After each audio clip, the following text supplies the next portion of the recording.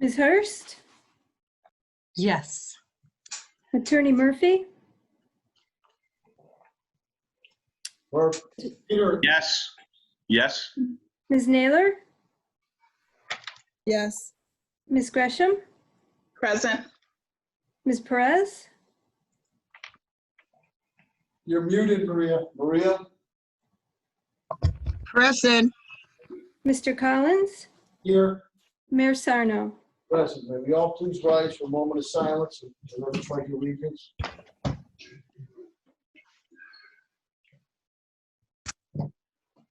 I pledge allegiance Allegiance to the The flag flag of the United States of America and and to the republic for which it stands, one nation, under God, indivisible, with liberty and justice for all. Thank you very much. I want to thank Focus Springfield, which way is doing it tonight. Thank you very much again for being able to do these meetings for us. And good to see Brother Johnny, good to see you again. I saw you earlier, and Dr. Starnes, and Mr. Kango Cap, Mr. Johnson, the rest of the crew there, and Dr. Batiste. So we're now going to move to the approval of minutes for the September 3rd, 2020 regular school committee meeting. Any questions or comments? So moved. Motion by Vice Chair Collins, is there a second? Second. Second by Ms. Gresham. Roll call vote is required on all Zoom, the virtual meetings. Madam Clerk, please call the roll. Ms. Hurst? Yes. Attorney Murphy? Yes. Ms. Naylor? Yes. Ms. Gresham? Yes. Ms. Perez? Yes. Mr. Collins? Yes. Mayor Sarno? That's voice speaking roll. Madam Passes. Thank you. We'll now move to section 3 voting items. This is A, to approve the Yes Academy based upon the applicant's submitted curricula to allow Yes Academy to continue to seek full DESE approval as a private special education school in the city of Springfield. Superintendent Ward, please. Thank you, Mayor. Yeah, this has been through the school committee. This is first school committee, subcommittee met earlier on it. Recommending approval. I'd like to turn it over to Denise. Ms. Hurst? Absolutely. Thank you, Mr. Superintendent, and thank you, Mayor. So earlier this afternoon, myself and the Subcommittee for Curriculum and Programs, which includes Ms. Monroe Naylor and Mrs. Gresham, were able to meet with the leadership of Yes Academy. We also were able to hear from Dr. Morris and Ms. Stefania Rochella. So what's before us is the vote a preliminary vote to allow Yes Academy to move forward to obtain the full approval from DESE in establishing Yes Academy. So our purview as a school committee is to ensure that their curriculum lines up in accordance with ours, and then allow them to move forward to gain the necessary approvals that they need from DESE. And that came out of our subcommittee favorably with a unanimous vote. Thank you. Ms. Hurst? I don't know if we, Dr. Stearns would like to make a few comments, and then I'll open it up to any questions or comments from our school committee members. Dr. Stearns, Paula? Yes, how are you? Good. How are you, Dr. Stearns? I'm well, thank you.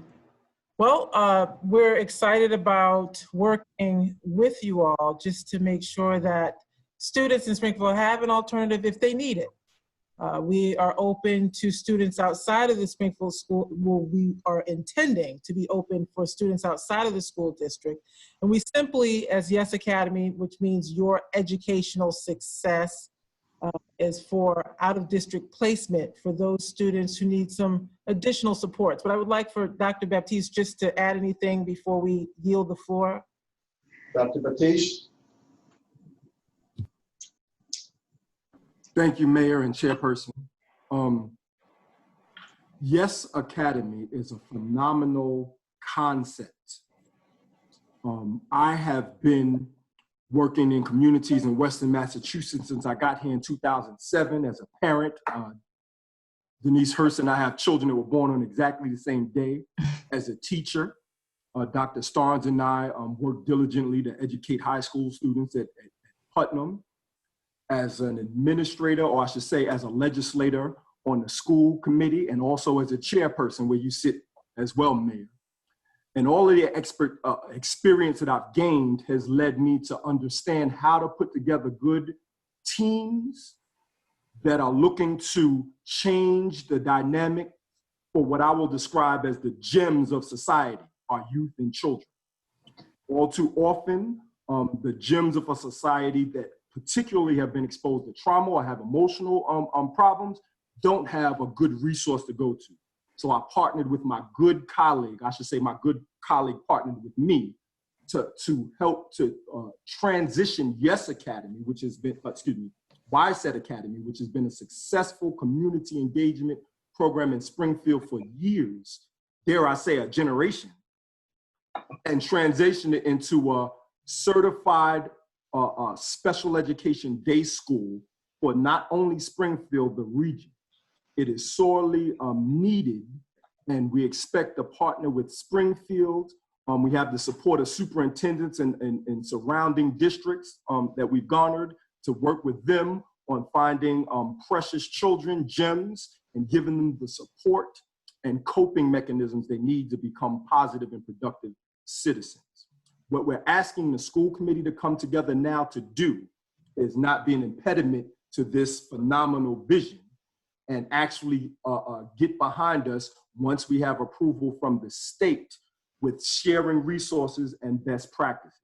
I expect that Yes will make history in the next 5 to 10 years, and I'm expecting you all to be part of the first draft of how that history began in Springfield. So I'm expecting you all to be very proud pretty soon. Thank you, Dr. Patiste. I'll open it up to school committee members for any type of comments at all. Yeah, Mr. Mayor, Ms. Perez, please. how many students are we gonna, the Yes Academy is gonna have? We're going to start off with 40 slots. Okay, thank you. Thank you, Dr. Stern. Yes, ma'am. Questions or comments? I'd like to say I've had Dr. Stearns in a few times. Brother Johnny has brought her in, the rest of the crew, and we met, and I want to thank you. I know it's a very cumbersome process, and I want to thank Superintendent Warren, Dr. Morris. I want to thank you very, very much for your efforts as we move forward to give some continued alternatives for our students that might need to have a different look to allow them to continue to progress here in the city of Springfield and their lives. So with that, if there's no one other questions or comments, is there a motion on the floor? So moved. Motion by Vice Chair Collins. Is there a second? Second, Second, it's a tie. So I Ms. Perez loudly, a little louder. So seconded by Ms. Perez. Roll call vote is required. Madam Clerk, please call the roll. Ms. Hurst, Yes. Attorney Murphy, Yes. Ms. Naylor, yes. Ms. Gresham, Yes. Mr. Collins, Yes. Mayor Sarno. Forgot Mrs. Perez. I think we have Ms. Perez, and we get Maria. I'm sorry, Maria. Ms. Perez? Yeah, yes. Yes. More than sufficient vote, this matter passes. Thank you and congratulations and good luck. Thank you, team from Yes. Good Thank luck. Thank you. Thank you, Springfield School Committee. Thank you very much. Thank you very much. Good luck. We'll move to B, approve bringing the matter of naming the gymnasium at the High School of Science and Technology after the late coach and youth mentor and leader, Kamari Buddy Lee Williams, before the Building and Maintenance Subcommittee for consideration of recommending it to the full subcommittee for approval. This is sort of a backwards process. You have to go to the subcommittee, then come back to the full committee. Superintendent Warren? I recommend approval. Kamari, is a native of Springfield, great basketball player, great kid, was a good teacher for us and did a great job on the SciTech basketball team. It's a tragedy we lost him so young, and recommend approval of moving this proposal forward. Any other questions or comments? Just I want to thank Mrs. Gresham for bringing it forward. And so everybody, because we don't do this process that often, this is the only thing that we have where it doesn't go to subcommittee first. This goes to the full committee, gets sent to the subcommittee where they have to do a survey and do some other things, and then it comes back to the full committee for a vote. So that is the process. But again, Mrs. Gresham, thank you for bringing this forward. Yes. If I may, Mr. Mayor, I think this will be a memorable honor for Coach Williams and his family, because we all know how dedicated and how compassionate he was about the game and the students. So I think this would be great. Thank you, Ms. Gresham. Any other questions or comments? Yes. Ms. I was going to Gresham. say, if I may, yes, thank you, Mrs. Gresham, for bringing this forward. I 100% agree. And the only thing I would say is that, you know, in the midst of COVID, I think I lost you guys on my screen. Oh, in the midst of COVID, and I know that sports are really up in the air, that if and when this gets decided, that, you know, we really make it an honorable, you know, commemoration. I know we've done a great job when we've done like honorable boils. And so it would be really fantastic if and when it passes, that we put it off until we can all be together to help name it. Thank you, Ms. Hirsch. Any other questions or comments? I'd just like to say that Kamari, God rest his soul, he looks down upon us from heaven now, hitting those game-winning three-pointers. He really made a difference there at a young age, not only schooling those young men on the court, but off the court. And I remember watching him, and I believe the superintendent, myself, and Vice Chair Collins at the semifinals of Western Massachusetts at Western New England University. And even though he was going through those health trials and tribulations, he poured as Ms. Gresham said, his heart and soul into these kids. And it was shocking when we heard that he passed away. This is a very, very fitting tribute for this young man, and also for the High School of Science and Technology, because their history is young in nature too. Yeah.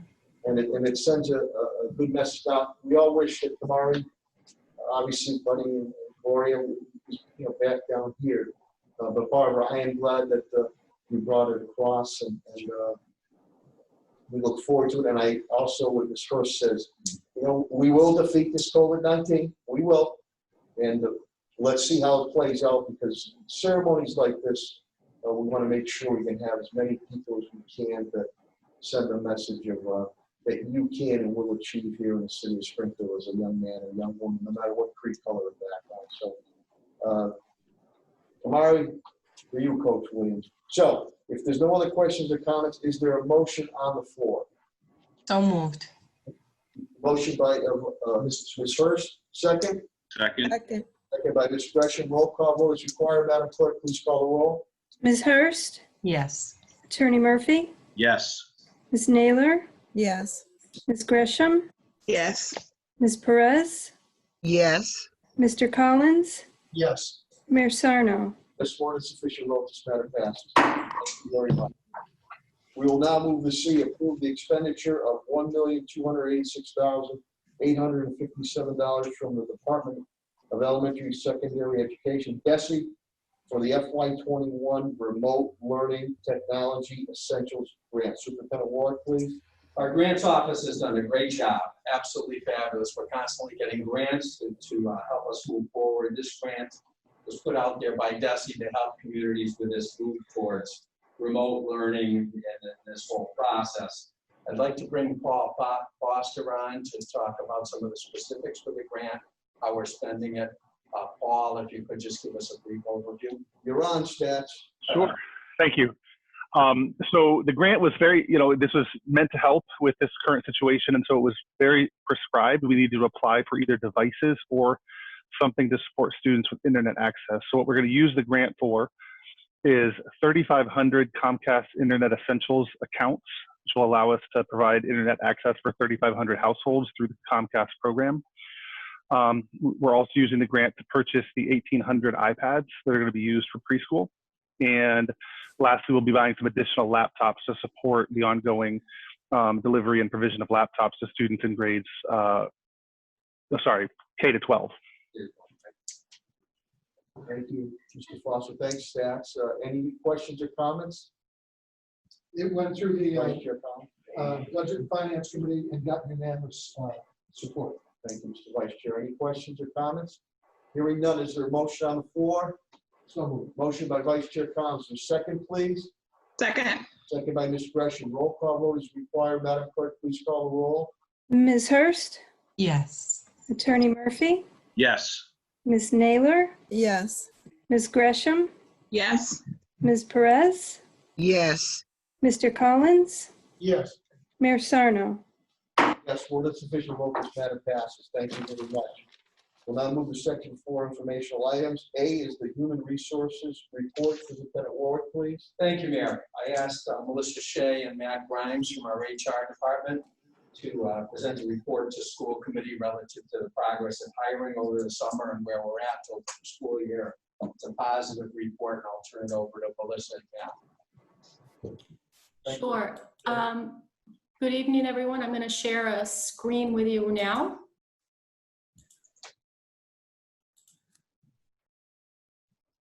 All right, so this is the annual start of the school year report that we've been presenting to the school committee over the past several years. And the first slide I'd like to share with you is the number of teacher vacancies at the start of the school year for this year. So as you know, we have approximately 2,450, give or take a few, teacher positions in the district. As of the start of this school year, we only had 23 teacher vacancies for the start of the school year, which is down from the previous 2 years. We started tracking this data and prioritizing it back around 2014 school year. We noticed when the school started back then, and even predating that year, the number of vacancies were considerable. So by putting a focus on it and prioritizing it, we were able to reduce the number of vacancies on the first day of school. And it's based on quite a number of factors, but I'd like to say it's a collaboration between the building principals, and central office, human resources, starting from initial postings or even with the recruitment, and then finally with the onboarding of staff. So like I said, it's down slightly from last year, notwithstanding the significant challenges, we faced this year as a result of COVID-19, which, started in the spring, which is our really intense, is when we start the intense hiring process for our new staff for the school year. And again, with the challenges surrounding COVID-19 and a lot of the remote, we were able to be able to take advantage of some of the changes in the law and to enable us to do the remote onboarding of staff. So that's our first slide, is really just to show the number of vacancies on the first day of school with regard to teachers. And that number has gone down even as we sit here today from the first day of school. I'd like to turn it over now to Matt Grimes. He's going to talk about the next 2 slides. Matthew, as you know, is our Talent Acquisition, Diversity, and Inclusion Administrator. It's been a great addition to the team, and he's going to focus now on our retention data. Thank you, Melissa, and good evening, everyone. So what you see here on your slide are the number of resignations and retirements from the 2019-2020 school year. And Melissa, if you can go back one slide, I think we lost it. There we go. Melissa, can you go back 1 slide?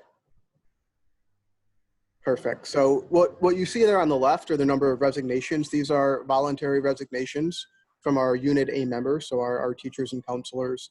And so we saw a significant decrease in the number of resignations throughout the 2019-2020 school year, from 151, that was 2018-2019, to 115 this past school year. And so with a number of the different retention initiatives and recruitment initiatives that we've put forward, we're happy to see that reduction. On the right-hand side of the screen are the number of retirements, slightly up from last school year, but still we're continue to see a trend downward. And again, as Melissa mentioned, we do wonder what factor COVID-19 played into that slight increase for the number of retirements. But those are resignations and retirements. And then if you can go to the next slide, Melissa. This here is the Unit A hiring activity, as Melissa mentioned, tracked from the 2012-2013 school year all the way up to this past school year. So as of August, we had 207 positions that we filled in Unit A. So that those positions were to make up the number of resignations and retirements, but also contribute the number of new positions that we were able to add with additional funding. Thank you. Any questions or comments? School committee members? Okay. Yes, I do, Mr. Mayor. Do we have a breakdown of race that we hired this school year? Not yet. We don't have it broken down yet, but we will be able to get that for you shortly. Oh, okay. The hiring process now, we're still completing those last hires. All right. And do we have a pool of substitute teachers?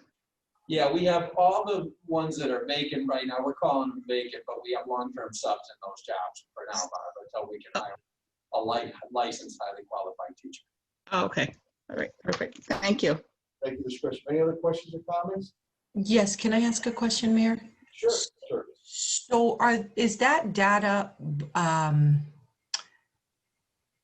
does that data include perhaps like teachers or Unit A individuals who made decisions before we voted on our plan and how we were going to return?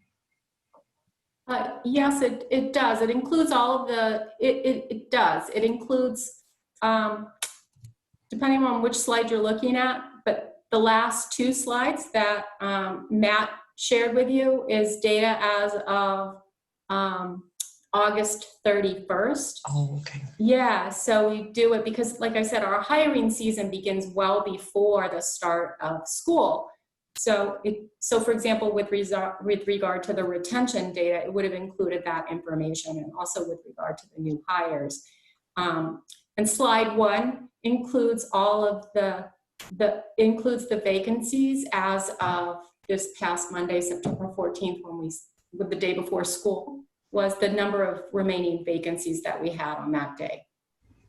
Okay, thank you. I only asked that because I know that there are, sentiments out there that, people left districts in flocks because they weren't sure of how, school was going to resume. So that, debunks that myth. And so that's why I asked. Thank you. It's positive for us in light of this situation. You're right, Denise. Very positive. Any other questions or comments? We do have to remember some years ago, vacancies were in the 200s or 250, so we dwindled down to the lower 20s on an average. So it's a testament to the superintendent administration. Okay, hearing none, no questions or other comments, we'll move to B, enrollment report. Superintendent Warwick, please. Yeah, I asked Paul to do an enrollment report for us every year just to take a look at the trends in enrollment. And I'm sure a lot of you are hearing what's going on across the Commonwealth with declining enrollment overall, and especially this year at the pre-K level. So Paul's going to do a quick report to you to show you where we're at with that. And he's also going to do a participation report relative to how we're doing with the online learning. So I'll turn it over to Paul. Stats, you're back on. All right, thank you. So taking a look at enrollment, this is our historic enrollment pattern going back actually all the way to 1994. So you're looking at something like 26 years of history in terms of enrollment. But one of the things you'll notice is that when I've come in and shared the enrollment report in previous years, we have been very steady. You see back in the late 90s, early 2000s, there was a lot of sort of up and down, but generally speaking, our enrollment has always hovered over the last really 20 years in that 25,000 to 25,500 space. But what you do see on this graph, and by the way, this does not include this year. So at the last slide, I'll talk about where we are for enrollment this year. This is through the end of last year because this is our October 1. This is our official enrollment. You can see that the last 3 years, you know, we're still in that 25,000 to 25,500 window, but you can see it's been trending downwards over the last couple of years. Now, if you look at this by grade span, so you see on the far left, you've got your pre-K, your kindergarten, and then your elementary, middle, and high school. I'll start actually on the right. You can see high school enrollment has been very consistent. Now, this is a shorter period of years, but over the last 9 years, high school enrollment has been very steady. Middle school dipped a little bit, has climbed a little the last couple of years.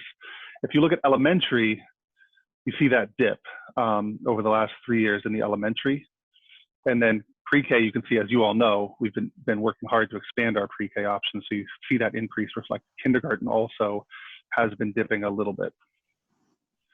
This is if you look at our enrollment by subgroup. Sorry, I know there's a lot on this graph, but this is again looking at that same 9-year period. And you can see now high need and economically disadvantaged. The reason that starts on this graph in 2015 is because the state, between 2014 and 2015 is when the state changed the calculation for how we determine poverty.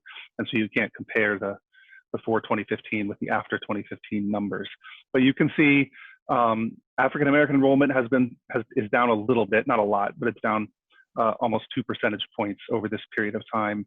Asian American enrollment has always been very steady at around 2.5%.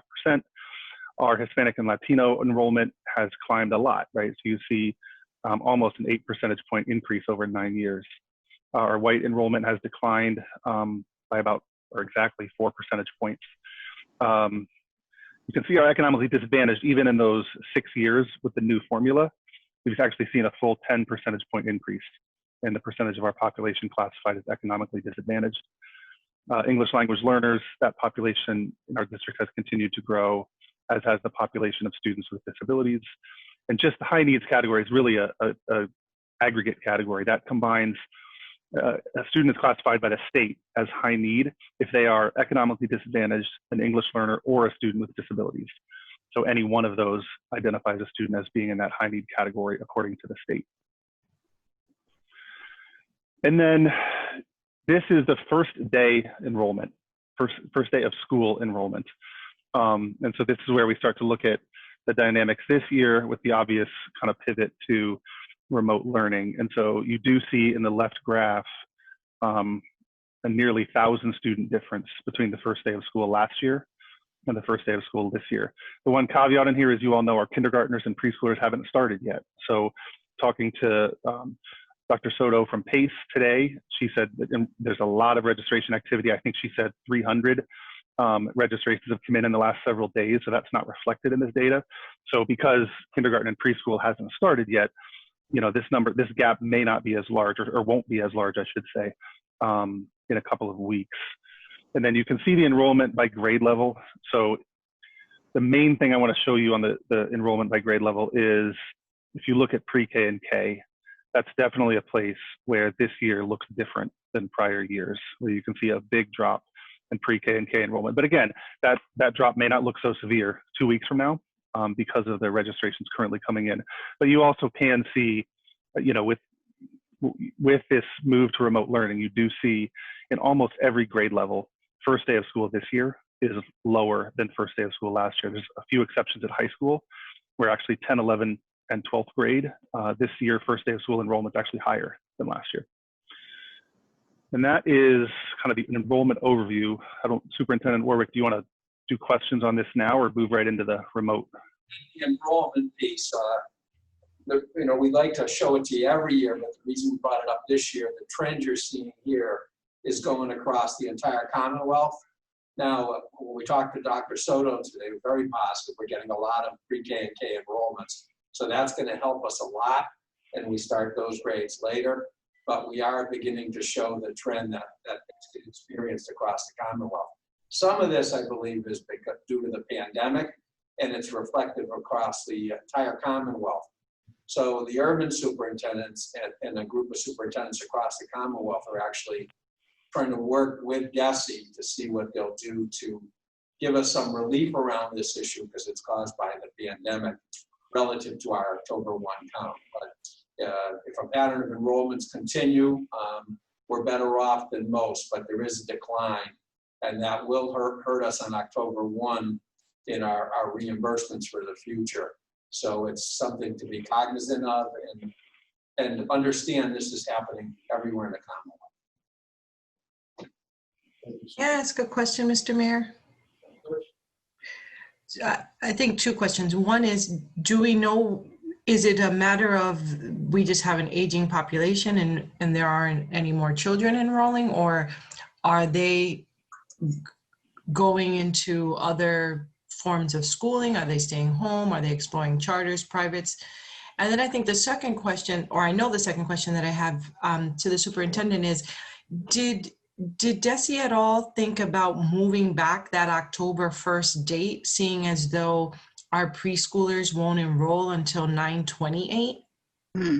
That's exactly what we actually asked them to do, to give us some relief, to give us some more time and take a look at some relief around the October 1 deadline, because schools started later this year, and that'll make a difference for us.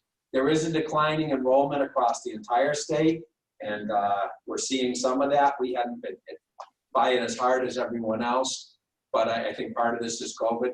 There's also folks putting more petitions in for homeschooling, and that's going across the entire Commonwealth too, and that's impacting us as well. Thank you. Any other questions or comments? Yes, Mr. Mayor. Perez?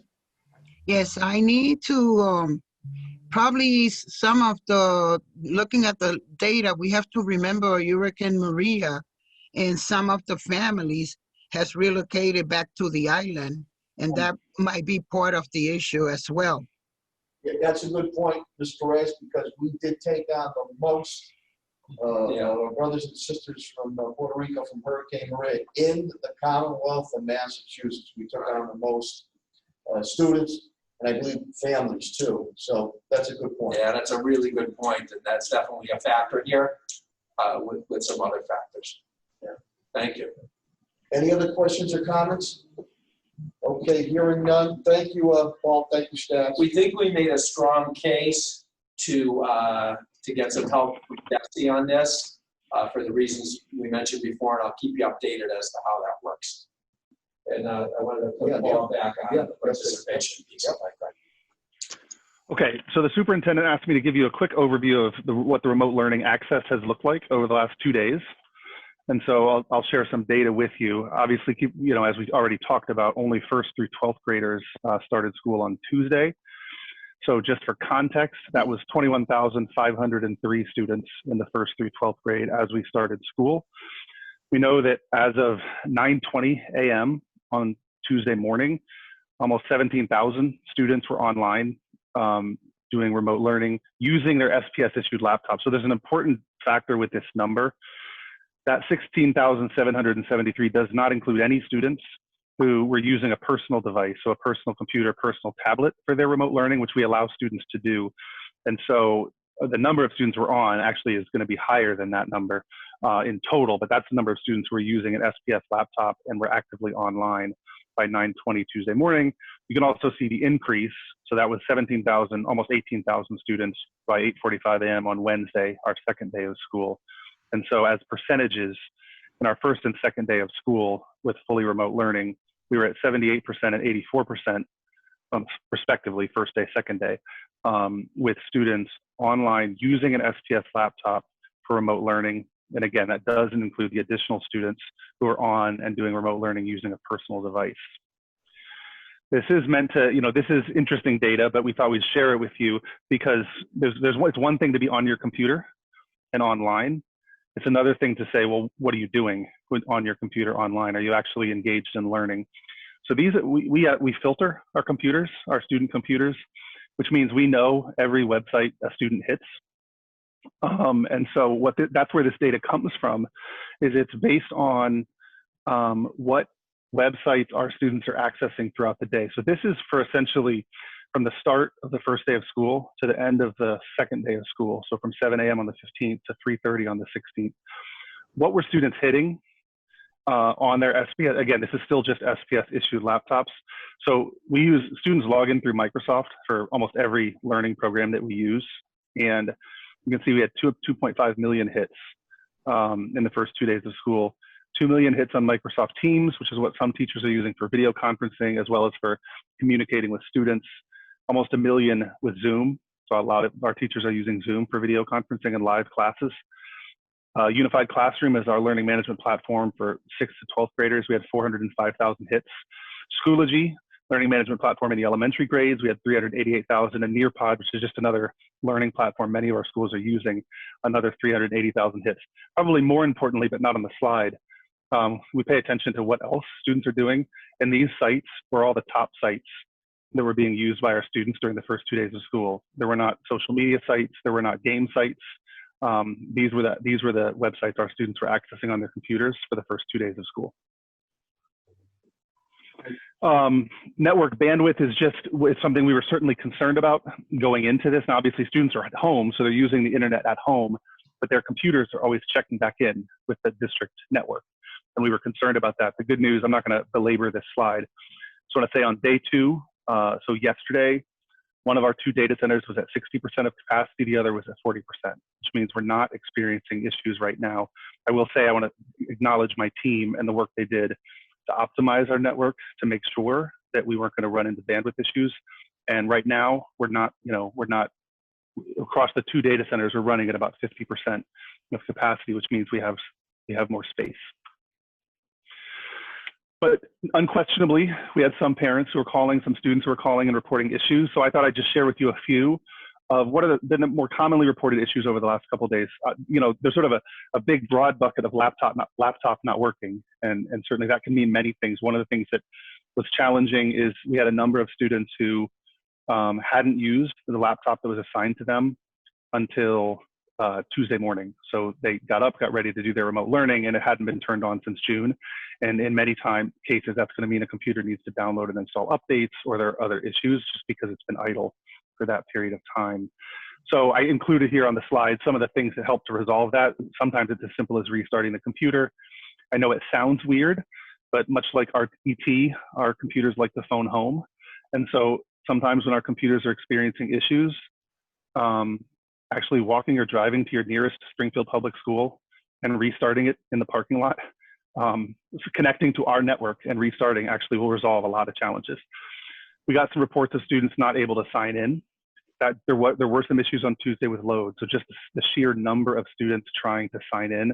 And in particular, it was a problem if a student had just been given their computer and had never logged in before. And that those students had some troubles. That's been resolved. There were some Zoom issues on a small number of our computers. So as you all know, we shifted from 1-to-1 and 3-to-12 to 1-to-1 and K-to-12, and we ordered a lot of devices. There were some shipping delays, so we knew we had to start the year using some of our older devices. And so a small subset of our older devices had some challenges with the audio video. I'm happy to say that at about 5 o'clock today, we started pushing remotely a patch that'll repair that on any device that had that issue. And then internet connectivity. This is an ongoing concern that I want you to be aware of. We've gotten calls from families who are saying they have Comcast or they have a hotspot and they have 3 or 4 kids and it's not fast enough to support 3 or 4 kids being on Zoom.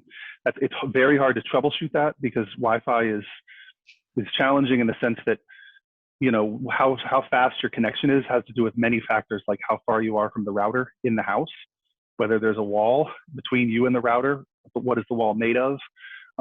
Are there other electronic devices that are causing interference?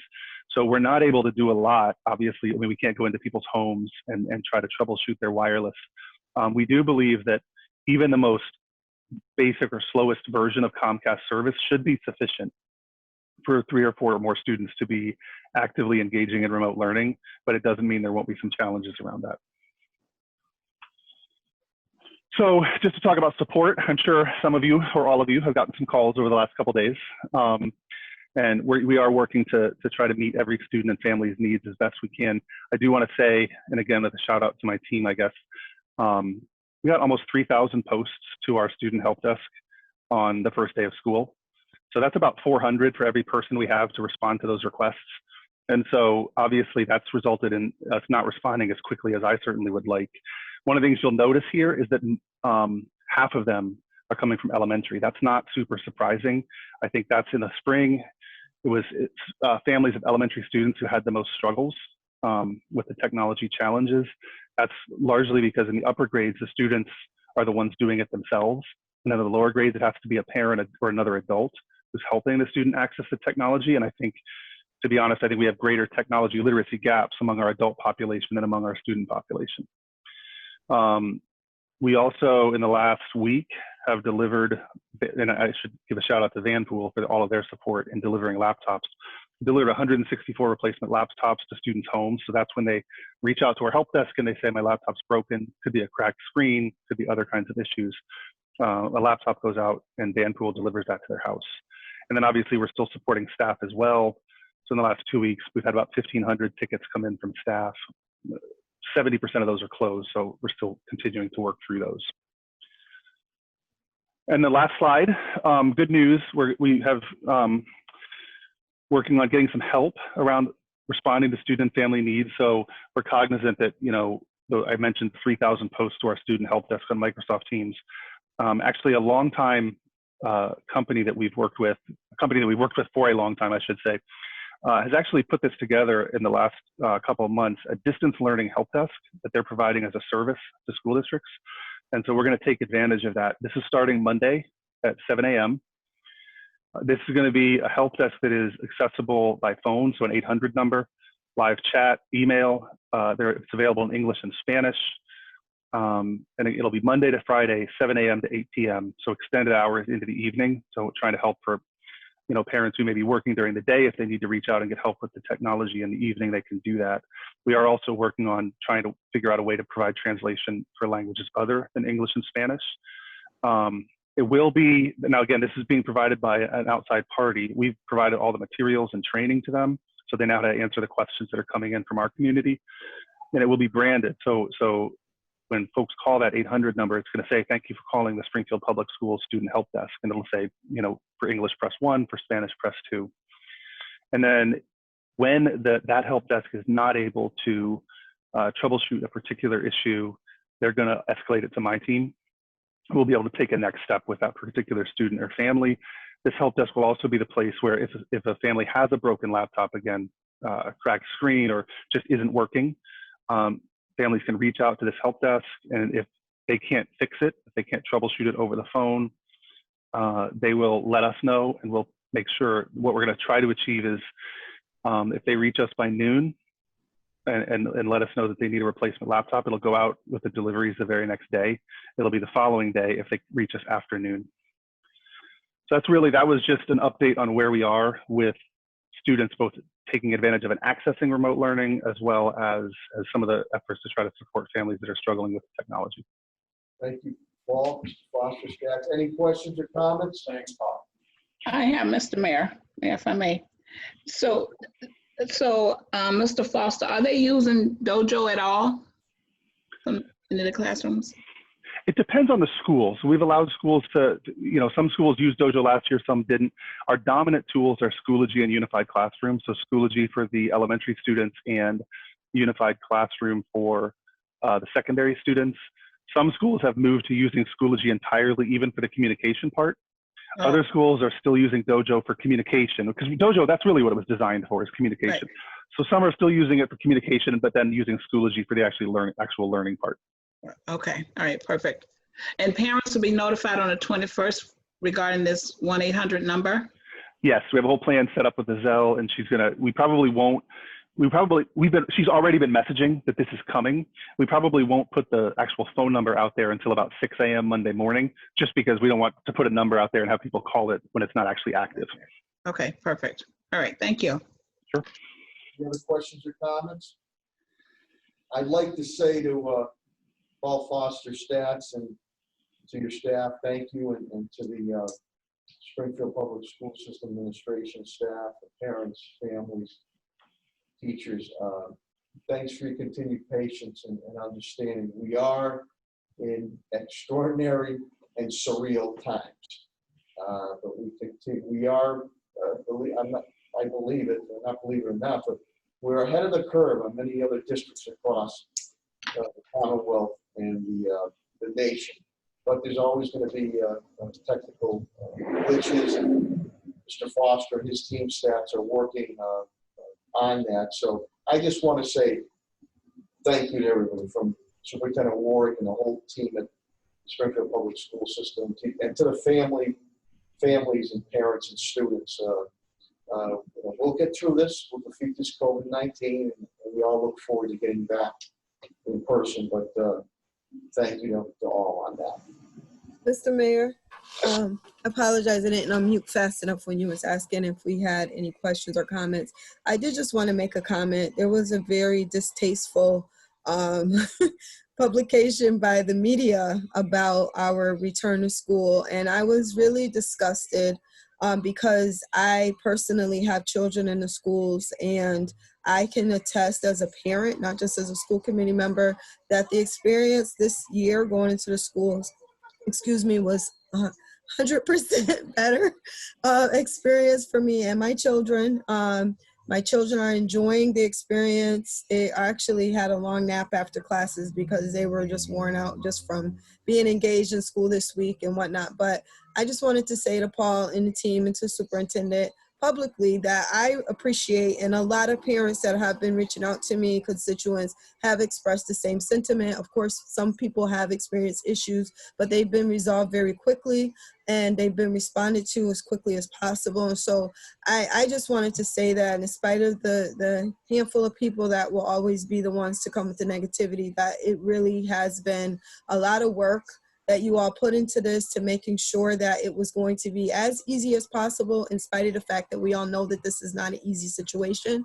Even me, being someone who's very proficient with technology, I still have challenges at times. So it's not to say that there's not challenges for people, but I really, really thought it was necessary to speak to Paul's team and just say that you all have done and are doing a tremendous job, and that I'm really, really proud of what you're doing, and anything that we can continue to do to support you, to help get the word out.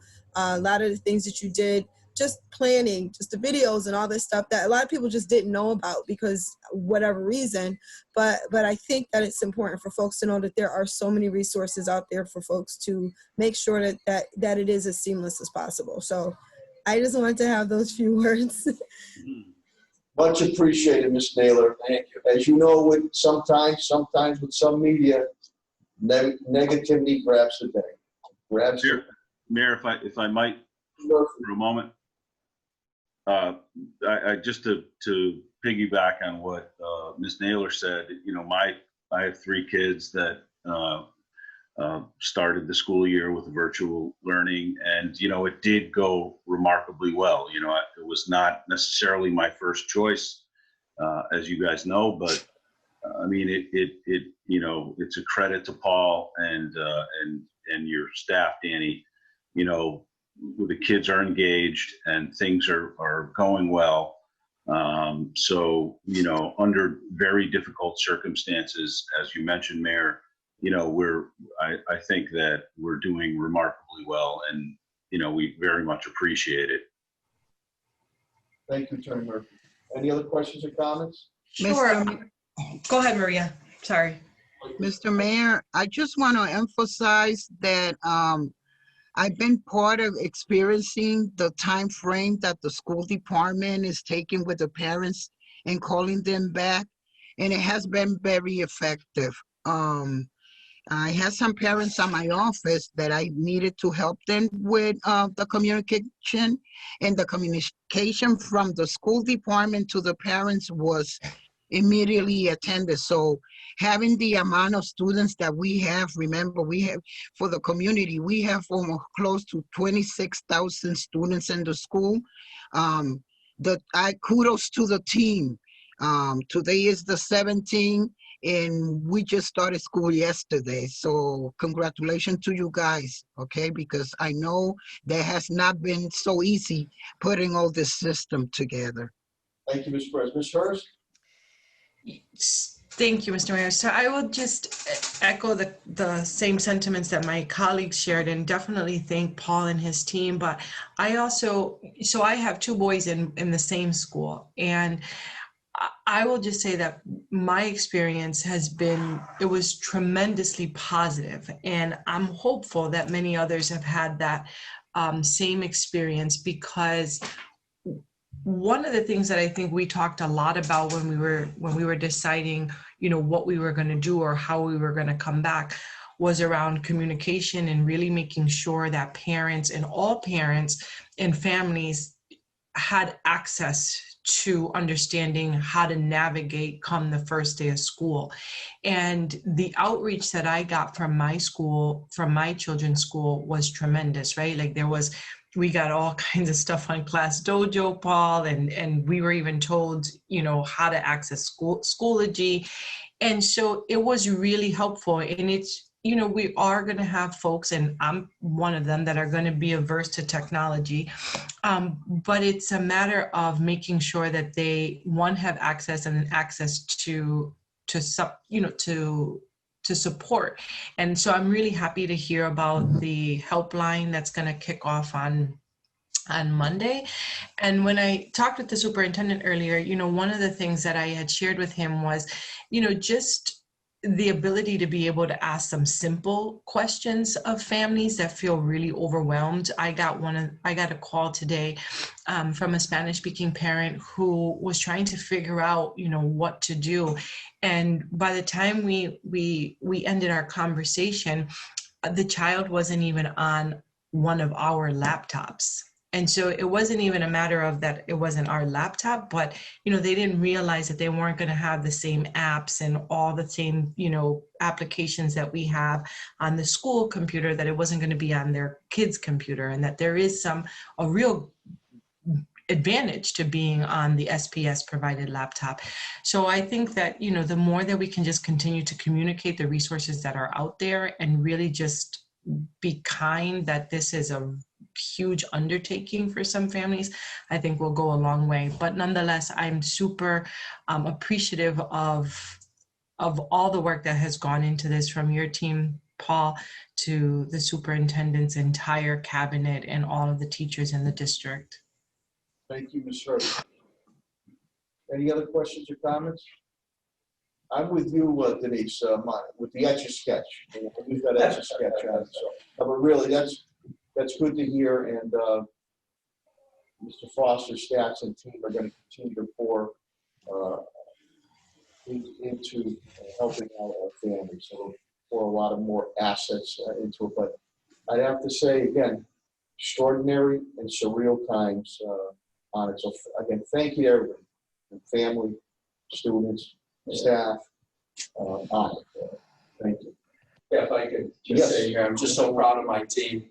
Since this pandemic began, they've absolutely poured their heart and soul into doing the best for our kids, and I think they've done a great job. And I just wanted to publicly thank them for their unbelievable work.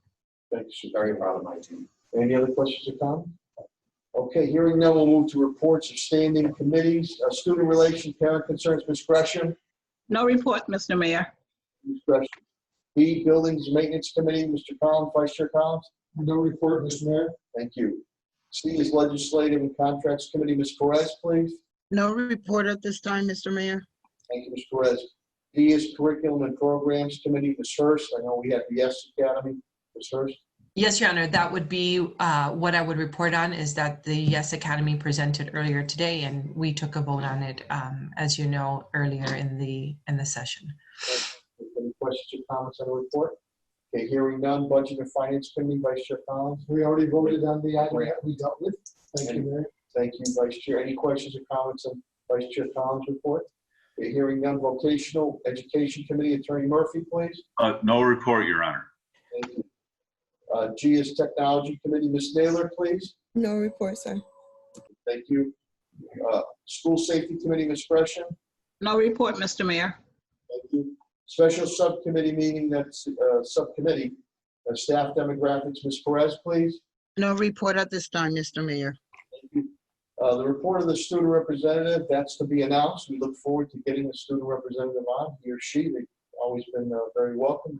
Great job. October 1 meeting, we expect the student to be on, and it's a student from Springfield Public Day High School. Oh, wow. Oh, nice. We're hoping that they'll be on, he or she will be on with us on October 1st. Very good. Thank you for the update, Vice Chair Tom. We'll now move to the report of the superintendent. Superintendent Warwick, please. Thank you, Mayor. Our meals report, and I brought it to school committee. We had some challenges with the USDA, but we've worked through them and gotten all the waivers we needed to get. So we're back on with meals for the weekend even. And to date, since the pandemic began, we've distributed 2,896,134 meals to families. Presently operating 17 sites. For the convenience of families, we've kept the same sites. We've changed, modified a few, but we've changed the hours. We're going to go Monday, Wednesday, and Friday, 2 to 6. So we've begun that. It's going very well, and the meals program is going forward. Pat Roach and his team and Sodexo have been incredible, and we really had to work hard with the USDA to keep getting these waivers so we can keep this program going. But it's been a lifeline for our community, and I'm just so grateful to the staff for a great work. Another piece of good news, Laverne Mickens, one of our teachers at Rebecca Johnson School, is a teacher for the finalist for Mass Teacher of the Year. So that's great news, and she's in that. All right, Laverne. Now, yeah, so. All the girls are cheerleaders. That's right, yeah. Really. We got some news from the commissioner that this year, and this year only, he said, I don't know if you remember in the past, some communities tried bundle bags instead of snow days, and it didn't work so well. We didn't do it because it wasn't a great concept. But this year, we've been petitioning the commissioner to consider, obviously not calling snow days and just keeping in school remotely. It makes most sense. And he said for this year only, we're going to be able to give that a try. So our initial calendar, we built in 185 days, so in case we had 5 snow days. It looks now like we won't have any snow days. We'll be able to make all the days, continue in school remotely and not have to make up any days. So school will end on June 17th when we have a 188 student day. And those 10 professional collaboration days counted towards that. Few school committee members talked about Juneteenth being added to the calendar. And Juneteenth is a recognized holiday in the Commonwealth, and we're adding that to the calendar. That's going to be June 19th. This year, this coming year, it's going to fall on a Saturday, and it's celebrated on Saturday, so it's not going to affect school in any way, but we're going to note it in our calendar as an observed holiday. So in future years, school will be closed and it'll be treated as a typical holiday. So it's not on a Saturday. Can I just ask a quick question? So if for some reason, and I hope doesn't happen, we've had enough of natural man-made disasters. If power is lost for some reason, then that's an extenuating circumstance. And then that would be relooked at for the students, families, and staff. No, I should have explained that better. Typically, we don't have those, but you're right. We've had those days. And when you are in session for the 180th day, that is your last day. I'm projecting it as June 17th, but that's barring some other kind of disaster. So that's how it sits in the calendar right now. And I thought a bright piece too, and reflective of Paul and the whole team, so schools reach out. Student attendance yesterday, 92%. Oh, wow. That's as good as a regular year. So that reflects all the reach out done by staff and the work done by staff. It's 92% online for attendance. So that was very, very positive. And that concludes my report. Thank you, Superintendent Warwick. Any questions of Superintendent Warwick's report? Yes, Mr. Mayor, Mr. Superintendent, can you explain what you said about Juneteenth this year? So it's on a Saturday, right? Saturday, June 19th. June 19th. So we're not celebrating as a holiday this year? Well, it's celebrated as a holiday. We're going to note it in our calendar. It just doesn't happen to fall on a school day because schools will be closed on the 7th. Okay. All right. Thank you. Future years, if it's on Sunday, it'll be celebrated on Monday, and on each day, we'll actually close school and celebrate it that way. Just happens to fall on a Saturday this year. All right. It's a regular holiday between. Thank you. Just this, Barbara, it's just this year. Yeah. Just this. Right. Okay, gotcha. Any other questions, Superintendent's report? Okay, hearing none, is there any unfinished business? Yes, Mayor. Vice Chair Collins? It came to my attention that either it was said or some people heard that the students who are going to be participating in athletics would be getting a test for COVID. That's not the case. We're testing their temperature. But just for clarity for the public, you know, all of the athletes are not getting a COVID test before they participate in sports. Their temperature is being taken and they're verifying that they haven't been sick. But someone from the public said that that's what they heard. I just wanted to make sure we corrected that and say that that's not the case. They're not getting tested prior to participating in sports. Thank you, Vice Chair Collins. Any questions or comments on that? Okay, hearing none. Any more unfinished business? Okay, any new business? Okay, before we make a motion to adjourn, I just want to wish our Jewish community and the staff and teachers and students and families a Happy New Year, Happy Rosh Hashanah, which will be starting tomorrow evening on it. And is there a motion to adjourn? So moved. Motion by Vice Chair Collins, for second. Second. Second by Ms. Naylor. Roll call vote is required. Madam Clerk, please call the roll. Ms. Hurst? Yes. Attorney Murphy? Yes. Ms. Naylor? Yes. Ms. Gresham? Yes. Ms. Perez? Yes. Mr. Collins? Yes. Mayor Sarno? Yes, more than sufficient vote. This matter passes. Good evening, and thank you for watching. Good health to you and your family. Thank you, everyone. Thank you, guys. Night. Night.